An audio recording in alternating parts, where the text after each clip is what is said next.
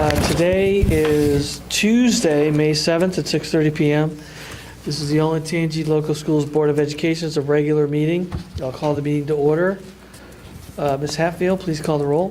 Mr. Bartz? Here. Mrs. Fiesel? Here. Mr. King? Yes. Mrs. Patrick? Here. And Mr. O'Brien? Here.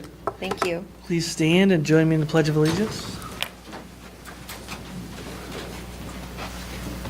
I pledge allegiance to the flag of the United States of America and to the republic for which it stands, one nation, under God, indivisible, with liberty and justice for all.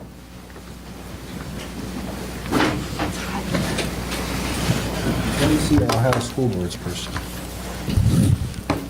All right, I will entertain a motion to approve the agenda as written. So moved. I'll second. Okay. Any discussion on the agenda? Nope. Please call the roll. Mrs. Fiesel? Here, or yes. Yes, you are here. Yep. Very happy. Mrs. Patrick? Yes. Mr. Bartz? Yes. Mr. King? Yes. And Mr. O'Brien? Yes. Thank you. I don't see Kim Miller's. All right, so we'll jump to the second presentation item, which is the senior capstone projects. I believe Mr. Miley from Olentangy Academy will be making the presentation with some students. I'll see if I get the names right. Catherine Genius, Zach Morris, Jacob Walker, Claudia Wade, and Ms. Sidoti is principal of Saratoga. Yeah, I'm Ed Miley. I'm the senior engineering teacher at the Olentangy Academy. So this is part of our first senior class. So these kids are privileged to be here and talk a little bit about their engineering capstone experience. So the engineering capstone experience was a problem that they had to solve either from stuff they learned through their 3 years going through the academy or a problem that they had to solve for their mentorship placement. They had 2 of them. So first we'll have Zach Maris talk about his. So I had the opportunity to go to Huntington Bank and intern with a data scientist. And the project that we worked on was creating the perfect March Madness bracket. And so this was something that was really interesting to us. There was actually $1 million on the line, so that just really kept us going too. It's part of the motivation. But the whole goal was to use predictive modeling, to using algorithms and data to solve a problem. And that was the core problem that we wanted to solve. And so we collected all the data. There were 353 Division I teams to collect this data on. Then we had to collect all of their schedules, whether they won or they lost. And then we had over 100 fields of statistics to gather. And this was just an ongoing process. But eventually we were able to use that data to create a model, or using algorithms to predict which team would win March Madness games. And after the model was built and it was tested, the model was 70% correct. It was successful in that regard, and it actually did guess the correct winner of March Madness, which was Virginia.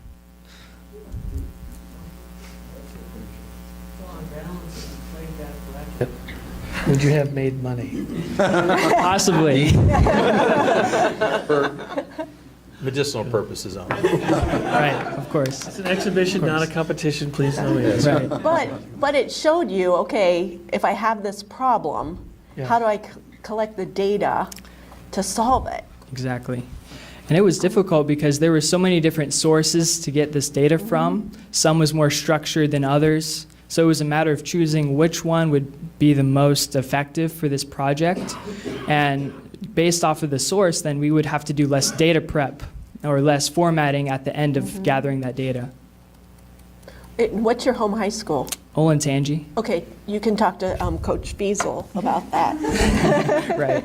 I have a question for you. Sure. Have you already taken statistics and probabilities? I have. Okay, because that was the most painful class I took in college. And I thought, when would I really use this? So did you use your math skills, or was it pre-programmed in? It was kind of a mixture of both. Okay.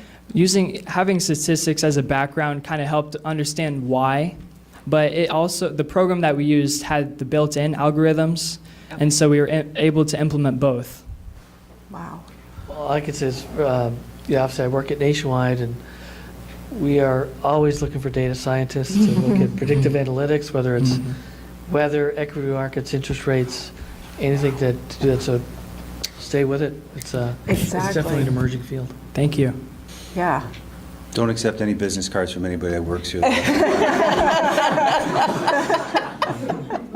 He also told me he has a year of college done through College Credit Plus. Wow. So what are your plans for the fall? I'll be finishing my 1 year at Columbus State and then transferring to Ohio State. Great. Following the computer Yeah. science MIS degree. Yeah, great. Yeah, Yep. great. Well, thank you. Thank you. Great job. All right, so we'll go Jake Walker next. Jake is also part of the engineering pathway. Okay. Hello, my name is Jacob Walker, and for my mentorship, I had the privilege of going to M2 Marketing just off 23. Oh, And- yeah. With Megan? Yeah. Yeah, I know Megan. Yeah. Is she nice? Is Megan here tonight? I hope she's not. No.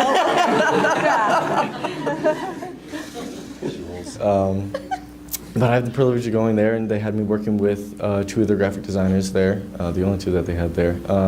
And they had me redesign the certificates for the Shanahan Middle School. So I redesigned the sports certificate specifically for the basketball team because it was handed to me before I even got to the location, and she said, "This looks like doo-doo." So I fixed it. Well, good. So I hope so. what's your plans next? What are you going to be doing? I'm doing video game design. So I'm going into video game design for a 2+2 program with C-State and Franklin University. And then after that, I'm moving to the coast to New York for a job mentorship there as well. Wow. Sounds great. Very good. Good luck. Good luck. That sounds Another exciting. emerging field. Yes. Great. All right, next we'll go Katie Yep. Genius. And Katie was, I had her in class as an engineering student, and she went with the biomedical track. Ooh. Yes, so I did my internship over at Children's Hospital under Dr. Gunn at the Research Institute.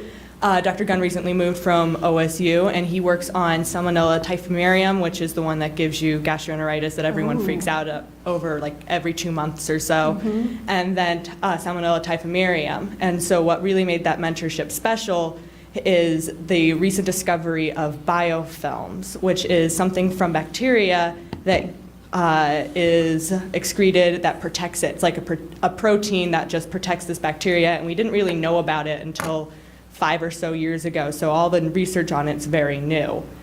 Tying that into my capstone project, I have suffered from acne being a teenage girl since 5th grade or so. And so I wanted to see, there's so many different facial washes that you see, you turn the corner in the store and there's just this whole wall of them.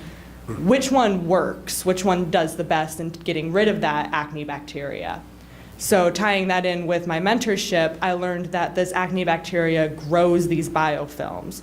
And what can I do to try to inhibit these biofilms from forming? Because once they've formed or even began to form, it's kind of really hard to get rid of them. So I did a microbiology, just a classic streaking of a plate, testing to see whether this inhibits bacterial growth or not. And what I found is that there are certain brands that do really well, like Aveeno facial wash does really well at inhibiting bacterial growth, while others are assumed to be more towards getting the bacteria off your face, like Clearasil, which did not inhibit growth at all. So, and right now I'm currently still testing, and I've competed in the district science fair, and I'm competing in the state science fair on Saturday.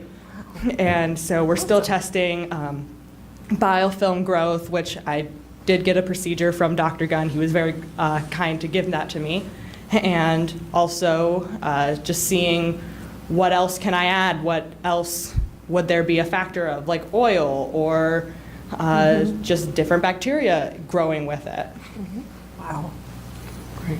That's Yeah. amazing. And so what are your plans for next year? I'm planning on going to Bowling Green and studying medical laboratory science good. with getting my pre-med requisites to go to medical school. Good. Would you say this project helped you make that choice? Definitely. I almost kind of am iffy about my choice of medical laboratory science now. I kind of also want to go into research now, just having that mentorship experience, knowing, oh, research isn't just sitting behind a desk for 50 hours a week, looking up different papers and then going into a lab 2 hours a day and trying this out. It's a lot more work than I actually thought it was. It wasn't just, oh, I have to test this paper that somebody else just published. It was like actually learning and trying to think of new things. So research is definitely a possibility for me now. Good. That's great. Congratulations. Yeah. And good luck at the science fair. Good luck on Saturday. Impressive. Yeah. good. Wow. Thank you. Well Great done. job, you guys. Thank you, all of you. Yes. Yes.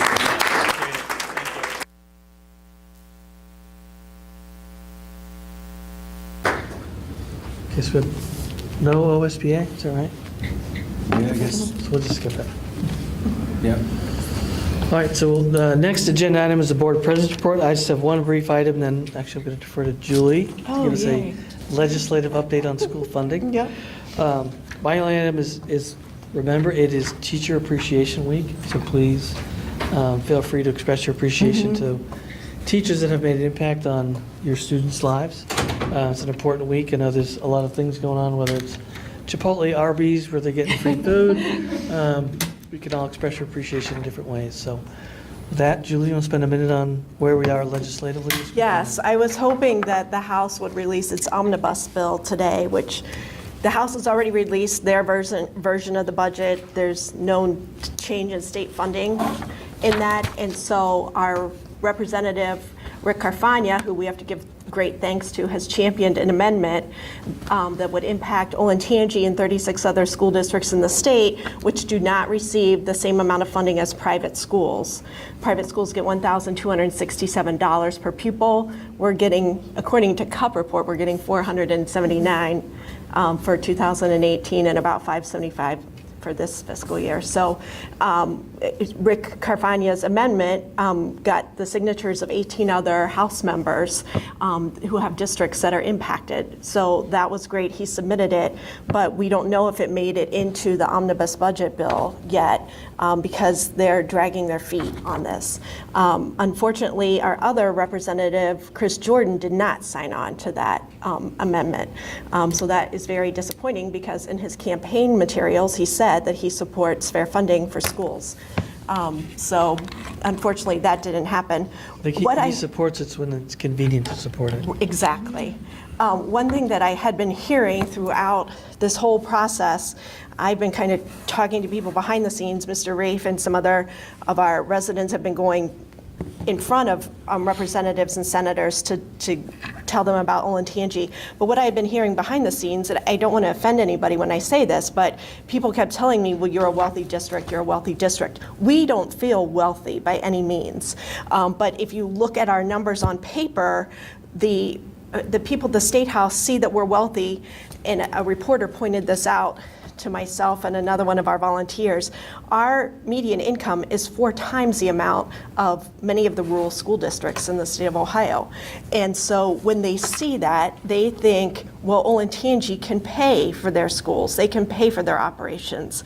But they're not getting the connection that we are paying, and we're also paying for other school districts' education as well, because your income tax that you pay goes into the general fund, and that's what's divided up for school funding.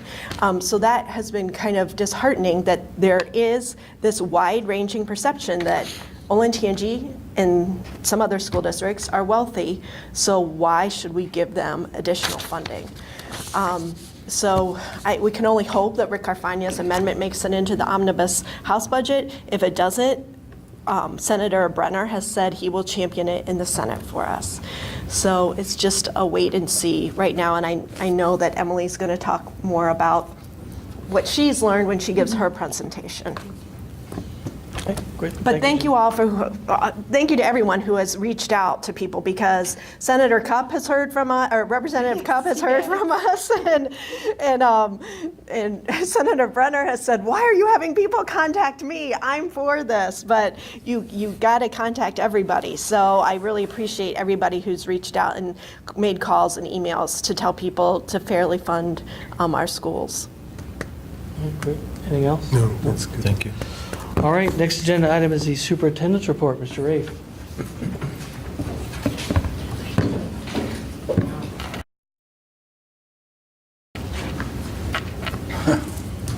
I did tell them they could leave when I got up to speak, but I didn't think they took me seriously on it. Does that go for us, too?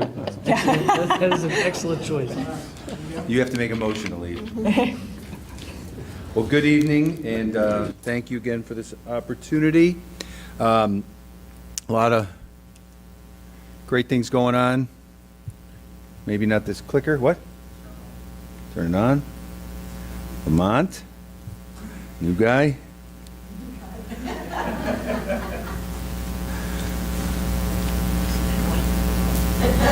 Oh. Thank you. You got to be smarter than the clicker. That's all. Thank you, Lamont. You could have moved a little faster, Skidmore. Okay. All right, so it's an annual time of the year. We've got our first set of high school rankings out. U.S. News and World Report released rankings of the best schools in the country and in our state. We have all three of our high schools in the top 25. Berlin's not listed because it's a new school and doesn't have a senior class, but Liberty High School was, I just lost it, number 9. Orange was 16, and Olentangy High School was 21. So technically, we have them all ranked in the top 21. And as I've said this before, it's always interesting, depending on the ranking, Newsweek, U.S. News and World Report, or the Washington Post, whichever school is ranked the highest, that's who we hear from the first. So, of course, we heard right away from Mike Starner that the U.S. News rankings are out, but typically they're all juxtaposed in all the different rankings, and we continue to get outstanding results there. We held our first annual all-district combined senior awards night. Give a lot of thanks and credit to Krista and the communications team and all the high school guidance counselors that helped organize this. But we brought together all 4 of the high schools in one night to celebrate the graduating seniors who earned either district awards or local scholarships. And we had over 100 students in attendance. We were a little nervous about how it was all going to get pulled off, but we got a lot of great feedback. People were very, very happy, and it was just a great night.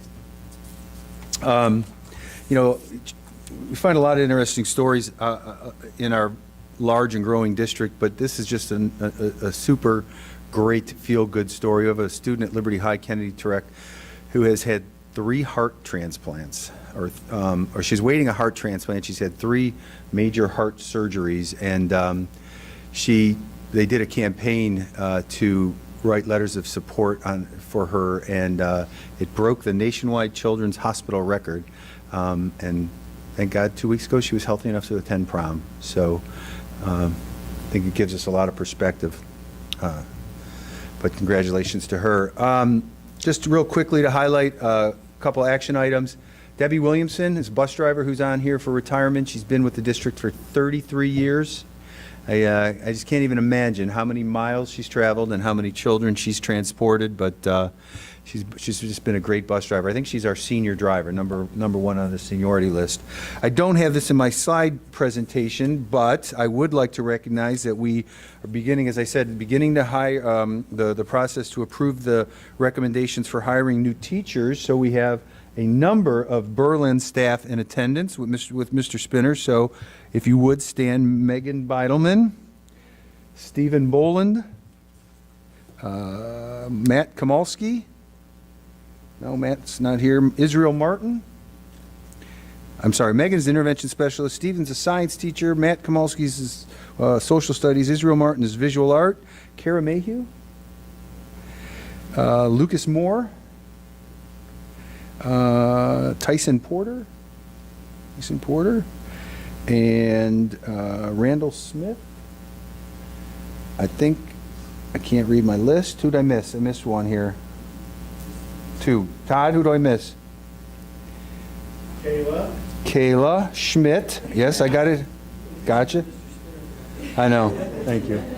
And last but not least? And then Brendan. Brendan Schrock. Yay, congratulations. Welcome. Is Thanks. this a first or historic hiring, or? Everything's historic. No, this Have they started following on Twitter? It was part of his requirement. And then we have an action item to approve a contract addendum with Fanning Howard for the architectural and engineering design services for a proposed future elementary. I do have Mr. Gordon available if you have additional questions on that. If we're good, we can try to give you enough information on that. Thank you for But- that. Good, yeah, We peppered the questions. Very good. thank you. And then there's our senior, important dates coming up. Liberty's actually having senior awards now. Thursday is OHS, and next May 13th we have Orange High School. We've got an Equity and Inclusion Parent Workshop coming up. Our graduation day at the SHOT, May 19th, and then last day of school for students is May 23rd. So What are the times for graduation? Yeah, thank you for asking. Is it 9, noon? 10-1-4? 10, 1, 4? What Yes. order, Mr. Wright? Do you Yeah, know? what's the batting order? Olentangy, Liberty, Orange. Okay. have we just set the times for next year's with all 4? 9, noon, 3, 6. Jeez. Well, I'm sorry, say that again? 9? It's You the have to be 9 there at 8. o'clock slot. So what we've always done with graduation is, since Olentangy was the first high school, when we first started the 3 joint graduations, Olentangy went first, Liberty went second, and Orange went third. And then if you were first, you go to became last. last, and you moved forward, so then Liberty, Orange. And so now Berlin will always follow Orange in the order. So next year, we decided to, who's first next year? Liberty. Liberty's first, then Orange, then Berlin. and then Olentangy. Thank you. We just know we have to be there all day, so. A Thank good you. time will be had by all. All right. Thank you. Thank you. Right, the next agenda item is the treasurer's report. Ms. Hatfield. Good evening. I just wanted to let everybody know that we did have a revision on our TIF proposal that is Exhibit A for the board action items. It is a document that I passed out as a paper copy. We had a revision to the county's portion of the information. It does not affect Olentangy's contract with the negotiated agreement. So we just wanted to make sure that you had a copy of that revision, and then we will make sure that the revision is posted online tomorrow. So it doesn't affect the vote or the information that you will be taking action on this evening. The only other thing we have tonight, of course, is the first reading of the forecast, so I'll wait to go into that in a few minutes. Are there any questions about that? Anything from Ms. Hatfield? No, it's good. No? All right. Do we have public participation? Yes, we do. We have public participation from Melanie Hunt. If you wouldn't mind coming forward, please. Okay, I'll remind you, so public participation, if you could, please state your name and address for the record, and then we have 5 minutes that you can speak, and then we will go from there. Thank you. Members of the Olentangy Local School Board, my name is Melanie Hunt. I reside at 1810 Hyatts. I currently have a 10th grader finishing up his 10th grade year at Berlin. Thank you for your service on this board and countless hours behind the scenes endeavoring to do the best job for the students and staff in this district. I'm here today to address the newest overreach in public education called social emotional learning. This program is rooted in moral relativism. I believe the student well-being questionnaire being currently administered in this district serves as a Trojan horse that will usher in this social emotional indoctrination. I quote from the district website here: students in grades 3 through 12 will participate in a questionnaire regarding socio-emotional skills and will reflect on how they perceive these skills in themselves, end quote. How is the collection of data regarding students' subjective views on their own social, emotional skills the purview of the public schools? I do not send my 16-year-old into your building so that you can question him in the following manner. During the past 30 days, how much did you care about other people's feelings? How often did you compliment others' accomplishments? How often are you able to pull yourself out of a bad mood? How often do you worry about things outside of school? 2 questions later, how stressed do you get about things outside of school? How often do you talk about your feelings with adults at our school? Do you have a trusted adult in the school? I quote from the district website again here. The results from these questionnaires will allow us to better understand how the Olentangy local school district can best support students' social and emotional needs. It is not the function of schools to support students' emotional needs. That is the express function of the family. Schools are not a proxy for the family. Undoubtedly, there are emotionally troubled students who may not have a stable or emotionally healthy home life. How have those students been helped in the past? Perhaps a caring teacher or guidance counselor took an interest in the student and intervened on his or her behalf, offering appropriate services already available in the public domain. Every case is different and unique, and this is ground to be tread extremely lightly. Of course, there are students that have emotional problems. We're all human. Even so, it is not the function of the public school to expressly train politically correct thoughts, behavior, or reactions in social settings or stressful situations. Every student in the district should not be subjected to a series of questionnaires and class exercises designed to delve into his or her psyche or belief system. It is also not the function of schools to serve as pop-up psychologist, similar to Lucy listening to the woes of Charlie Brown. Why must parents expressly opt out of these questionnaires for their child? Shouldn't they be required to opt in if the school is collecting this sensitive data on their child? How many more of these questionnaires are coming down the pike? How can parents preview and opt their child out of lesson plans surrounding this emotional and social indoctrination program? From the school's perspective, what kind of uncharted waters of liability have you entered by collecting this data? If a student indicates that he is extremely stressed in any number of areas and no one immediately follows up with him, what then? I'm guessing this has been sold by consultants as a way to potentially prevent school violence, bullying, or even teen suicide. The research doesn't back those claims up. Social emotional learning has not been approved, let alone mandated at the state level. It currently sits in committee at the Ohio Department of Education. Why is this district forging ahead with this agenda by wasting precious class time and spending thousands of taxpayer dollars on these surveys and on at least one FTE with the title Coordinator of Student Wellbeing? Following my remarks, I would like to hand you each a copy of a white paper put out by the Pioneer Institute on social emotional learning. Please read this white paper carefully. I believe it will open your eyes to what this program truly is.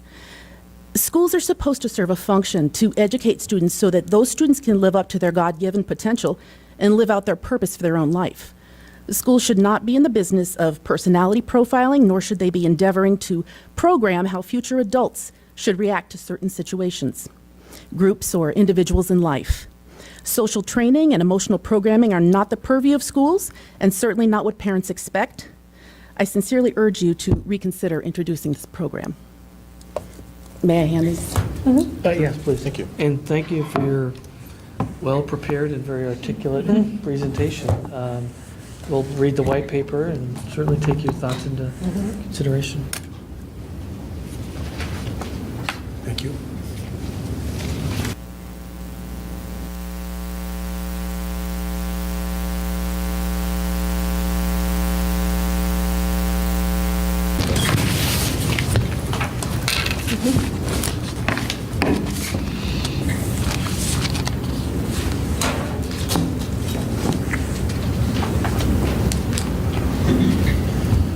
Okay, the next agenda items are discussion items, the first being the Home High TIF project. I believe it's Mr. Platt from Delaware County. Thank you, Mr. President, members of the board. My name is Rob Platt with the Office of Economic Development with Delaware County. Here with me this evening is Emmett Kelly with Frost Brown Todd, as well as Tim Long with Long Economic Development Advisors. I'm not going to waste a lot of your time because I know Mr. Lamb from our office, our director, was here previously and presented our project. He did ask me to come, though, follow up on a couple questions that were out there. One was the zoning that has been taken care of and finalized, and also some connection questions as far as Gooding Boulevard that also will be taken care of. From the county's perspective, we had a sanitary sewer easement issue that arose, and that's also been taken care of in the documents. As Ms. Hatfield alluded to, we had some last minute changes, nothing that really affects you all, things internally, and also we will be cleaning up documents for dates and things like that and bringing your legal notices tomorrow pending your approval tonight. This looks like it will be on the commissioner's agenda for this, it would be next Thursday, the 16th. So very quickly, this is just about 28 acres at the southwest corner of Home Road and 23 for retail and office development with a market value once built estimated at $21 million. So we have a resolution before you tonight asking for your approval of a resolution for the TIF. This would be an 18-year, 75% TIF. The county supports the project. We certainly thank the school board's support in the past, and Mr. Rafe's also. And I would also just like to say that the project is really part of a bigger realm of projects. I know you're all aware again of Mr. Lamb's presentation last time, but it furthers the Home Road connection that we're trying to make, as well as the connectivity in Lewis Center. So I'm happy to answer any questions, give any numbers. If it gets into details that I don't know, I'm certainly going to ask that we defer over here. But again, happy to answer any questions and asking for your approval of the resolution tonight. Do we have any Yeah, questions? and just to clarify, that was Orange Township zoning that it's been taken care of. taken Yep, care of. absolutely. That was my question. Thank you very much. And just for the people who are in the audience or listening to this replay, the current property is zoned agriculture, I believe. And so you don't get very much tax dollars when it's zoned agriculture. $11,000. Yeah.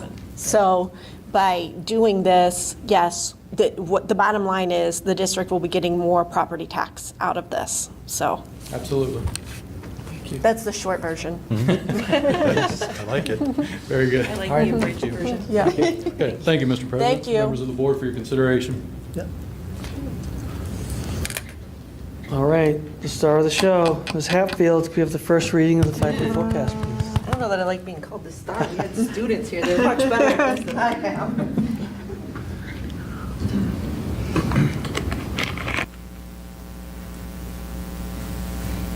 Okay.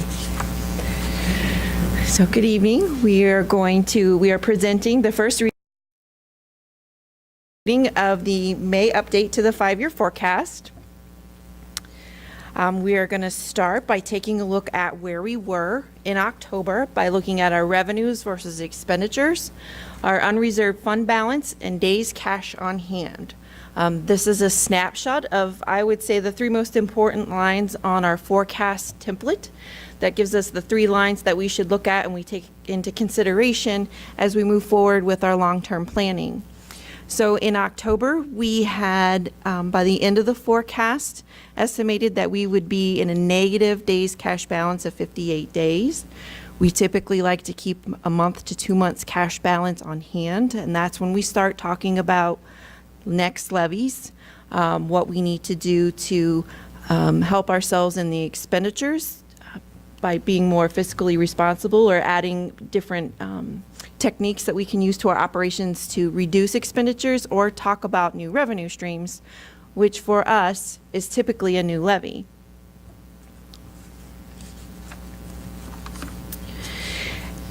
So let's talk about the revenue update. So we're going to talk about it in the anticipated revenue by category.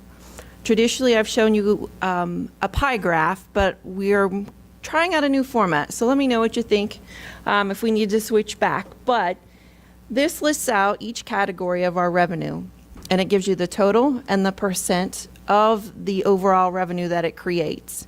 So we are estimating that our fiscal year 19 revenues will be just over $233 million. That is, oh, excuse me. If we go back, you can see that we were anticipating that we would be in the negative revenue versus expenditure for fiscal year 19, and we're getting into that positive realm with this. Some of the factors that played into this, as you can see, the $1.7 million in our other financing sources. We've talked about that in previous board meetings as we go through our monthly financial statements, and that is a one-time refund of the 2017 reappraisal fees that Delaware County Auditor charged the district for that reappraisal process. When the reappraisal was completely finished, they had collected too many fees or too much in fees and returned that to the entities that they had charged. So this is a one-time boost to our revenue for fiscal year 19. While the dollar amount sounds high, it's less than 1%, just by looking at the relativity in relationship to the $233 million budget overall. So where is state aid in that chart? State aid is our unrestricted grants and aid. The 13 million. That's $13.4 million. And the reason that that looks more or higher than when we talk about our overall funding from the state is because this is the actual total revenue. It's not revenue net the chargebacks. So when we talk about what we actually receive, it's closer to that 12 million because that includes the chargebacks that we have for things such as John Peterson's scholarship, et cetera. I'm glad you said that because whenever I look at the SFPR or whatever that is called, it was never matching up for me. Right, because Right. gross versus Yes. net. Yeah. Right, so the school finance report, Yes. yes, it lists everything out as a revenue, and then it'll show the deductions at the bottom. It doesn't give us the net unless you read that full page. And that full document is about 35 to 45 pages. Good luck Yes. reading the whole thing. Yeah. But Thank you. part of the message is between 94 and 95% of our funding is from non-state sources. Oh, yeah. Yes, about 6% of our overall general Property taxes, fund. and it's from other revenue. Yes, so 6% of our general fund budget, which is what's included in the 5-year forecast, only 6% of that is from the state. What is not included in the 5-year forecast would be any federal grants, our food service funds, other funds that we are responsible for and make sure our compliance and our spending, those are not included in this forecast process. So that 6% shrinks even more if we would look at all of our funds in totality. You're right. And it becomes a double-edged sword because you could argue, well, you only get 5% of your funding from the state, right? So changes in the state budget shouldn't affect you because it's only 5%. But on the flip side, we only get 5% of the Right. funding Yeah. from the state. Absolutely. We are a locally funded district. We heavily rely on local property taxes. You know, it's frustrating when we think about the current funding model that is in place for school districts. It has been legally introduced as, or deemed as unconstitutional, but the fix just keeps getting pushed back and pushed down. You know, we continue to have those conversations with our legislators. Even if the current funding formula would remove gains and caps, we would make progress for our district, but they come in, and as Julie mentioned, they look at our property tax valuation, they look at our overall median income. Those are both higher than the state average by quite a bit, and they just say, nope, you're going to be capped. We don't need to fund you. You can afford to do it yourselves. So it's very disheartening. So these are the items that made the revenue changes from the October forecast to the May forecast update. We are up about $8.4 million over October. 2.6 of that is coming from real estate, which is actually a good thing. It's part of the valuations in the Class 1 or residential new construction. Went up higher than we had anticipated for that new construction category, generating 2.6 million additional funds. We had $3 million that are in the other category line, primarily due to TIF collections. We had 2 TIFs that came online where projects came online from previous agreements in our Polaris Grand and Polaris 2 TIF agreements. So as those projects come online, they start generating those additional revenues that we weren't receiving on the vacant land. And also in that other revenue category is our interest income, We had higher yields than we've had previously due to the rising interest rates in general market, but we also had a CDARS maturity that gave us a $100,000 push for this fiscal cycle as well. The other financing we addressed in terms of the return from the Delaware County fees. And the remaining categories are smaller portions in other areas that added up to that 1 million figure. Real estate, the money that was brought in real estate, I just did the calculation here, that only pays for 236 additional students. And so, yes, so when you're adding 600 new students a year, Yes. you're not bringing in enough new revenue in your property taxes to pay for those additional students. Correct. So I'm telling you all this in case you run into somebody at the State House and you can tell them that. Absolutely, and we continue to have those conversations with our legislators. You know, it seems 8.4 million by itself seems extremely significant, but again, if we put it relative to the number of students that we have and the number of the overall budget, it's very minor. Yeah, it's only like 3%, like 3.5%. Right. Which we'll take it, but it's not the windfall that it could be portrayed as. So with that, we'll move into our expenditure update. We'll take a look at those by categories as well. As we've discussed in previous presentations, we are a service institution or business, for lack of a better description. So the primary costs that we have are personnel services and employee retirements and insurance benefits. We also have purchase services, supplies and materials, a very small capital outlay in our general fund purchases due to our permanent improvement and other funds that we have. Of course, principal, interest, and fiscal charges and other objects. What's important to note is that we had, in our October update, we had expenses totaling just over $233 million. So you'll notice that there is a $1.5 million difference or reduction, which is fantastic in this. So we'll move on to what makes up that difference.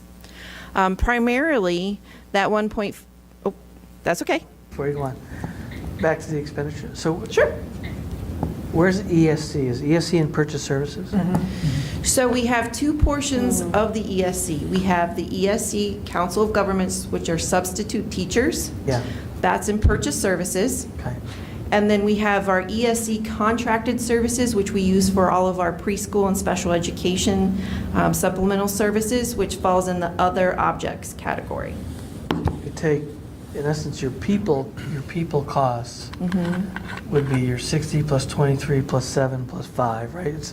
You get really close to 90% of what we spend is either on direct employees or contracted employees and benefits. Back to your point, it's a service business because the vast majority of our expenditures are in people. Yes. And, you know, there are other things in our purchase service line, such as our utilities and things like that, but the vast majority of that is going to be, I would say, a little under half or probably at least a quarter of that's for substitutes. Okay. Thank you. So to describe what the $1.5 million savings is or coming in under budget, that is largely due to the medical insurance premiums that we received in 2019. Our insurance premiums cycle on a calendar year, and we are on a fiscal year. So we receive about 6 to 7 months of savings in one fiscal year, and then it'll carry forward. But we're looking at about $1.5 million. And the biggest driver of that is we went through the renegotiations. We went through the RFP with our actual carrier to reduce our premiums. But we also had a major shift in enrollment from our staff from the traditional PPO plan, which is more rich and a more expensive premium, into the high deductible plan, which is more fiscally responsible. It allows the individual to take control of their health expenditures in that they can shop for services, they can take a look at how many times they're going to the doctor. It really puts that, how do I want to say that? The benefit of being the shopper in the employee's hand for those benefits. So we're really excited to see that movement. We knew that movement would be coming, but in previous models, we had stretched that out over a 3-year period, and it came all at once and faster in this fiscal year than we had earlier anticipated. So I'm glad to see that folks were interested in trying out the high deductible plan and working towards getting to know that and being comfortable with it. It's been a great thing for us so far. We continue to monitor our claims. We've really only had 2 to 3 months of claims against that movement. Our trends are still in the low 90s for the most part. We had a spike in January, but that's probably the December expenditures coming into the claims and being paid by the district. So, you know, as people were moving from one plan to the next, they probably may have done more services in December before they switched over. And typically we see that seasonality spike anyway because of the time off of school. A lot of our staff have an opportunity to visit their health care providers at that time. So it's not uncommon to see a seasonal spike, but it was a little higher than we expected. But we have the gain on the other side with that enrollment in the high deductible plan. I would, you know, our last negotiated package really was a good, fair package, and I really, you know, compliment Elaine and her leadership with our OTAs, the first group out, and then moving the custodians and the bus drivers unions to that plan, because we just really believe, especially as our partnership works together, that they understand the benefit, the long-term benefits to our financial picture moving forward. It's the education, the incentives. I've got people to do what we want them to do, which I think is critical. So it's a sustainable healthcare for us. So. Yeah. Absolutely. Tax-efficient way to save for retirement. Absolutely. The only other problem that's created, though, is that Todd Meyer shops for every single thing to like the 12th degree. And he just talks to us all the time about how much, when he saves a penny. He needs a plaque. Yeah. And I apologize to his wife right now. All of that drama. No, but it is a good plan, and our association members were a huge help in that education process as we underwent that negotiation, and then after the fact, talking to employees, explaining what that meant. And then we also held forums and open meetings to our staff to let them come in and ask questions, give them a presentation about the materials. How does a high deductible plan work with the health savings plan? What is this all, what are all these acronyms? So it was a concerted effort on both sides to make sure that people felt they had information to make an educated adjustment to their enrollment. So we're very excited for that switch.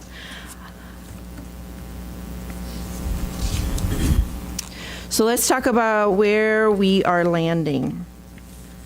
So if you remember, in October, in fiscal year 2023, we had about a 59-day negative days cash balance. So because of the items we just discussed, the increase in revenue and the savings in our expenditures, we have gained roughly 30 days cash balance by the end of the 5-year forecast. This is a great positive thing for the district. It shows that, you know, we continue to be fiscally responsible and we're able to manage that over the 5-year period. Again, we like to keep about a 2 to 3 month day cash balance before we start talking about levy cycles, what the next levy cycle might be. In looking at 2021, we are just over that 2-month cycle. But the other thing that we are looking at and monitoring, of course, is our facility needs. Where do we need more space? And we'll get into some of those pieces as we talk about the risk assessment that goes with this. But it's good to understand what those numbers represent and how we continue to watch them forecast over forecast. What makes me mad is that also at the State House, they'll look at that unreserved fund balance and say, oh, you've got all this money, you've got, $84 million that you're sitting on in the bank. that money is spent down over the cycle. It's Right. not like we're saving it for a rainy day. We're going to spend it next year because we already have those costs that we know that we're going to incur. Correct. Correct. And the way that collection cycles work for a locally funded district is that once the levy cycle is passed and it goes into play, you'll see a spike, an uptick in revenue, and then you spend it down. And then you have to go back for another levy cycle, and it ticks up and it goes back down. So it creates this wave effect in the financials that are true to any locally funded district. So it's frustrating. It is really frustrating because there's no, it's not put into perspective when they take that statistic and pull it off the page. Yeah, there are 100 school levies on the ballot today throughout the state, 100. And to your point, if we were sitting on $80 million and we had no student growth, Right. that's a different argument. It is. than Right. Right. $80 million and 600 new kids a year that grind against that $80 million. Absolutely. So let's talk about So- what so our sorry. risks are. What could, oh, you have another comment? I'm sorry. Put us on fall of 2020, spring of 2021. It'll be spring, yeah. This is my personal thought, I stay away from presidential elections, Which would be 2020. fall of So 2020. spring of 2021. Spring of 2016 was when we passed the last one, which was a presidential election. We've done two, so. Which we passed by 58%. Because and it's not because of voter turnout or anything, your message gets lost. When you go on the There's stuff ballot, out yeah, there. they just ignore you. And I've only been doing it for years. But then you're trapped if you wait till November. You don't have a fallback.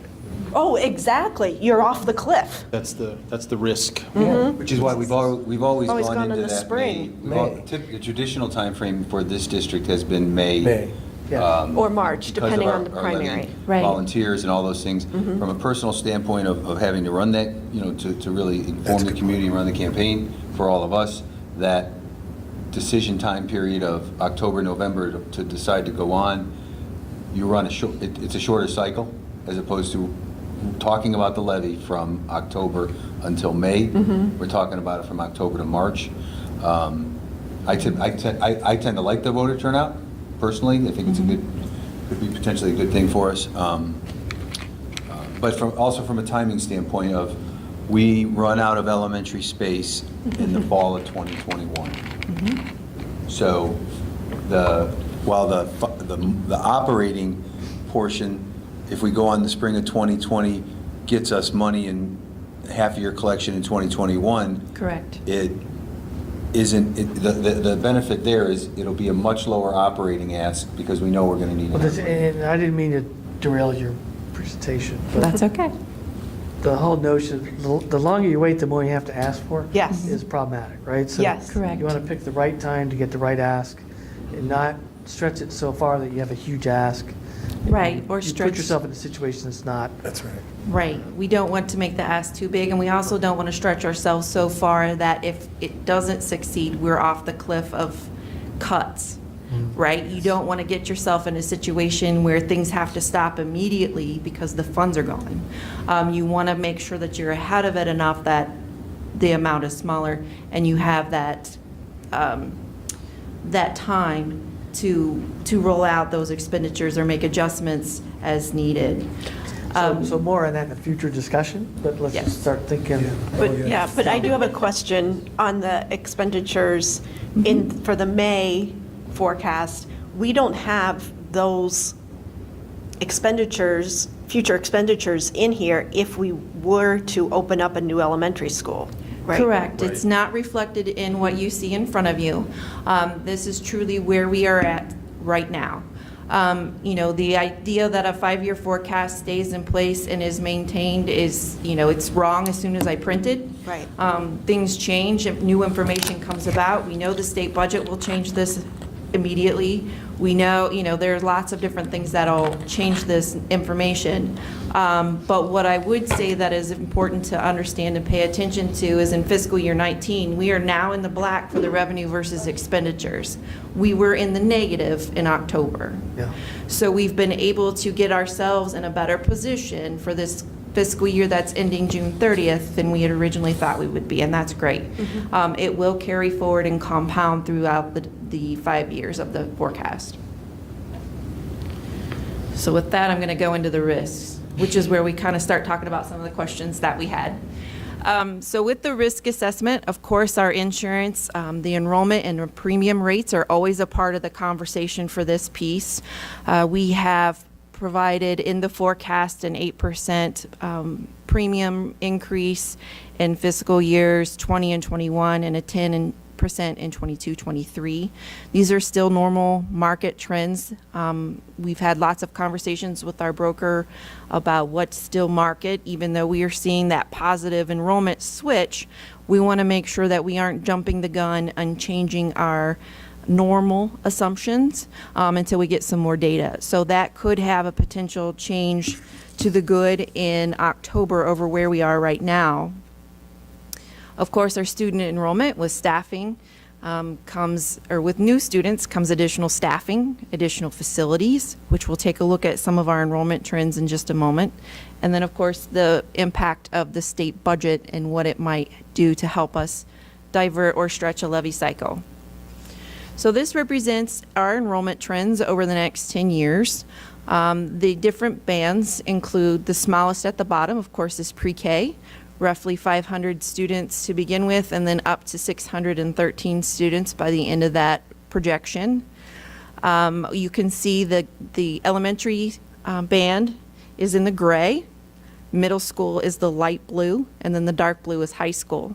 And what I think which is interesting and is illustrated well in this, is the amount of growth or the amount of the stretch in the gray band, which is our elementary, and in the middle school band, which is the light blue that's closer to the top.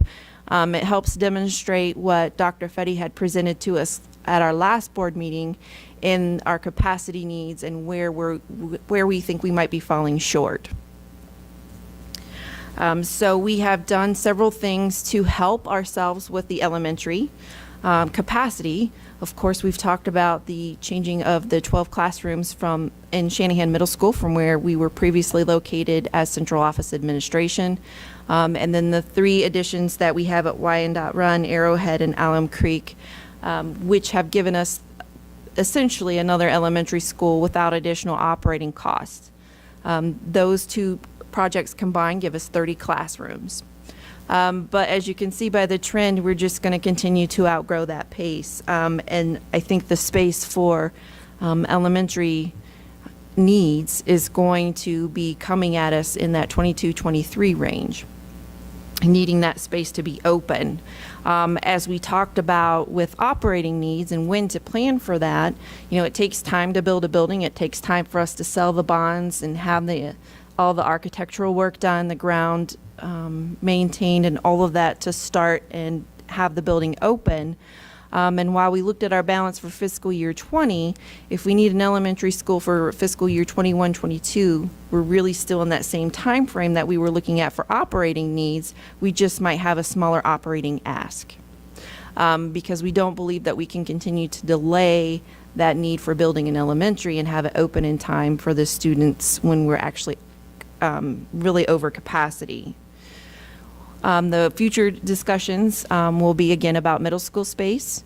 We've had Dr. Fetty present on that to you at the last board meeting, but we've also been talking about that with our community as we went through our town hall meetings to really discuss, what do you want for a middle school? How many students is enough students in a middle school? What's too much? What's too little? So that conversation will need to continue because we're getting close to that need in fiscal year 24-25. So with that conversation and then looking at elementaries, as that is the need that we find within the 5 years of this forecast, we put together some assumptions to take a look at what it would cost to add another elementary in the operation costs and expenditures. The biggest difference you'll find in fiscal year 22-23, that's when the building would be open and we would start recognizing salary expenditures, materials and supplies, purchase services, et cetera. It's not a huge impact because you only see 2 years of that, meaning that we originally thought we would be at negative 29 days in '23, and this reflects negative 31 days. The additional cost to operate an elementary is roughly $1.3 million.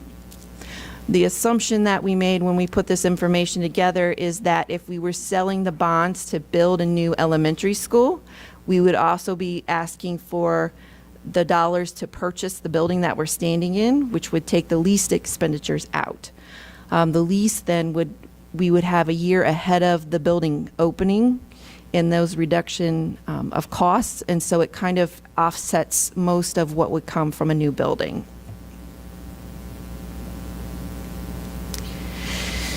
And looking at state funding. So again, this is a rough conversation, but it is what it is. We also wanted to take a look at, okay, if we add another elementary and we talk about the governor's proposal. Now, this isn't any of the additional proposals that we've seen coming from Representative Carfagna or the Fair School Funding Plan. This is just the governor's proposal. We're looking at maybe around $651,000 for 2020 and roughly $700,000 in 2021. It's very minor. It has almost negligible, if any, impact. And that's the frustrating part. It's just not keeping up with our growth. And I think this is an excellent illustration of what that means for us. Unfortunately, it means we continue to rely on our tax dollars in our community to help support the growth that we have. I did learn today as we went to meet with, I'm a member of the Ohio GFOA, which is Government Financial Officers Association. We have an Ohio chapter, and we had a meeting today to talk to representatives about the state budget. They almost all but confirmed that it's probably going to be flat. They did not recognize Representative Carfagna's substitute in that it was getting a lot of support. So we encourage people to continue to support that. The other issues that we learned about, or that they continued to confirm, was that the Fair School Funding Plan, which we were supporting and testified about, is at least 2 years, if not 4 years away from any kind of legislative action. By and large, the committee felt that there was not enough work done to really vet out how that funding plan would be implemented. And so we were informed today that it's probably 2 to 4 years out. Was 97? Well, it was filed in 91, and the Supreme Court ruled on it. 94. And, yeah. Huh, yeah, well, that's not a lot of time, I can see that. But, it might take a little bit longer. And the Cub Patterson group has been working for 18 months. Yeah. So There's not a good. lot of senators and representatives that have term limited out since that nonsense. Putting something 2 to 4 years out, 2 election cycles out. Yeah. Right, Punting. It's not That's gonna complete punting. DeWine will have retired by then, I'm sure. Yeah. So while that is frustrating, I wanted to take an opportunity to give this information again. I know, Mrs. Fiesel, you've been working with folks. Our advocacy committee is very busy. Just wanted to kind of take an opportunity to put it in front of our audience again. There is still an opportunity to get involved with the advocacy committee. There is a portion of that on our webpage for the district. Please feel free to get more information, contact information, who to write letters to, where to send information to our legislators.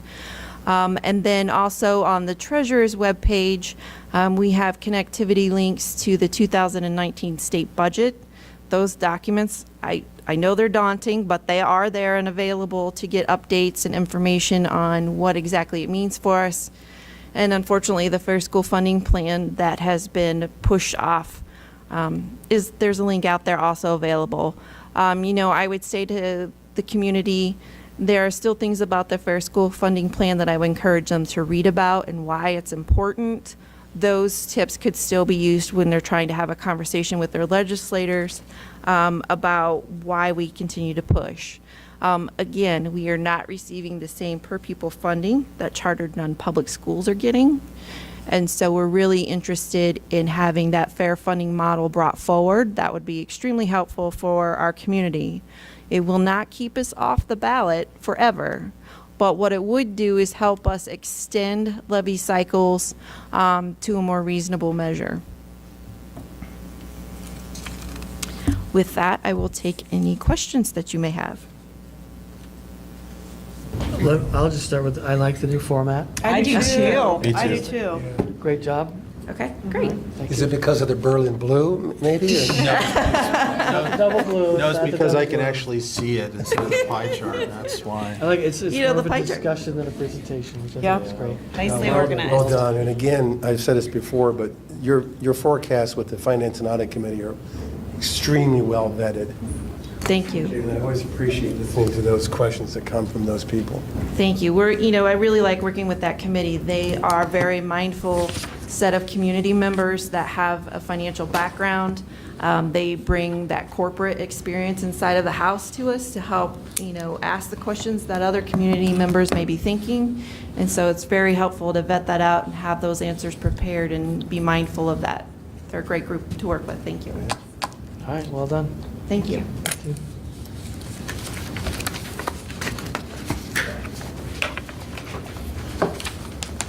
All right, I will present agenda item 11, the board action items. We have two action items. The first being to approve a resolution to approve the home high TIF, which we spoke about last meeting, we just spoke about tonight. Second is to approve a motion to deny public complaint 2019-001 and to authorize me to send a letter to the complainant with a notice of the board's decision. So with that, I'll entertain a motion for board action items A and B. So moved. Oh, sorry, Dave. I'll second. Any discussion on the action items? All right, please call the roll. Mr. King? Yes. Mrs. Patrick? Yes. Mr. Bartz? Yes. Mrs. Fiesel, Yes. and Mr. O'Brien. Yes. Thank you. Mr. Rafe, please present the superintendent action items. Yes, sir. I will present superintendent action items A through D for approval. Second. Any discussion on the superintendent action items? Nope. Mr. Bartz? Yes. Mrs. Fiesel, Yes. Mr. King, Yes. Mrs. Patrick, Yes. and Mr. O'Brien. Yes. Thank you. I will now entertain a motion to adjourn. And thank you. Our next meeting is May 23rd. anyone? 23rd? May 23rd. Last day of school. Yeah. Last day of school. Oh, we'll see you at graduation. Yes, we'll see you at graduation prior to our next meeting. Prior to our next meeting. All right. Thank you. we So need that- the motion. Hold on. I need a motion. A second. We had a movement down there. I'll second. Okay, we got Okay. Bob. Any discussion on the adjournment? Nope. Please call the roll. Let's adjourn. Mrs. Patrick, Yes. Mr. Bartz, Yes. Mrs. Fiesel, Yes. Mr. King, Yes. and Mr. O'Brien. Yes. There we go. Now All we're right. officially done. We are Thank adjourned. you. Thank you. Yay.